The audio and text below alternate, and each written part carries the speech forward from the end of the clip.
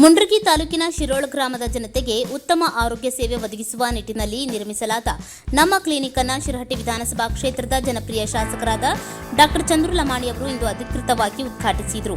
ಕಾರ್ಯಕ್ರಮವನ್ನು ಉದ್ದೇಶಿಸಿ ಮಾತನಾಡಿದ ಶಾಸಕರು, ಗ್ರಾಮೀಣ ಭಾಗದ ಜನರಿಗೆ ಗುಣಮಟ್ಟದ ಚಿಕಿತ್ಸೆ ಸಕಾಲದಲ್ಲಿ ಸಿಗಬೇಕು ಎಂಬುದು ಸರ್ಕಾರದ ಉದ್ದೇಶವಾಗಿದೆ. ಈ ನಮ್ಮ ಕ್ಲಿನಿಕ್ ಮೂಲಕ ಪ್ರಾಥಮಿಕ ಚಿಕಿತ್ಸೆ, ಉಚಿತ ತಪಾಸಣೆ ಮತ್ತು ಔಷಧಗಳು ಜನರಿಗೆ ಸುಲಭವಾಗಿ ಲಭ್ಯವಾಗಲಿವೆ. ಕ್ಷೇತ್ರದ ಪ್ರತಿಯೊಬ್ಬ ವ್ಯಕ್ತಿಯ ಆರೋಗ್ಯದ ಕಾಳಜಿ ನಮಗಿದೆ ಎಂದು ತಿಳಿಸಿದರು. ಶಿರೋಳ ಗ್ರಾಮ ಮತ್ತು ಸುತ್ತಮುತ್ತಲಿನ ಹಳ್ಳಿಗಳ ಜನರಿಗೆ ಇನ್ನು ಮುಂದೆ ಸಣ್ಣ ಪುಟ್ಟ ಕಾಯಿಲೆಗಳಿಗೆ ಪಟ್ಟಣಗಳಿಗೆ ಅಲೆಯುವ ಅವಶ್ಯಕತೆ ಇರುವುದಿಲ್ಲ. ಕ್ಲಿನಿಕ್ನಲ್ಲಿ ತಜ್ಞ ವೈದ್ಯರ ಲಭ್ಯತೆ ಮತ್ತು ಉಚಿತ ರಕ್ತ ಪರೀಕ್ಷೆ ಸೇರಿದಂತೆ ಪ್ರಾಥಮಿಕ ಆರೋಗ್ಯ ಸೌಲಭ್ಯಗಳು ದೊರೆಯಲಿವೆ.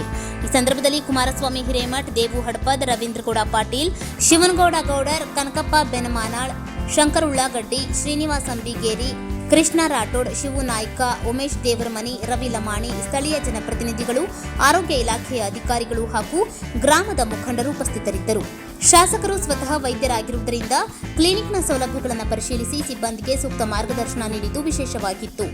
ಗ್ರಾಮಸ್ಥರು ತಮ್ಮ ಹಳ್ಳಿಯಲ್ಲೇ ಇಂತಹ ಸುಸಜ್ಜಿತ ಕ್ಲಿನಿಕ್ ಆರಂಭವಾಗುವುದಕ್ಕೆ ಶಾಸಕರಿಗೆ ಮತ್ತು ಸರ್ಕಾರಕ್ಕೆ ಧನ್ಯವಾದ ಅರ್ಪಿಸಿದರು. ಕುಮಾರ್ ನಾಯಕ್, ಕರಾಳ ಸತ್ಯ ನ್ಯೂಸ್, ಮುಂಡರ್ಗಿ. ಒಂದು ಯೋಗ ಸಿಗ್ತದೆ.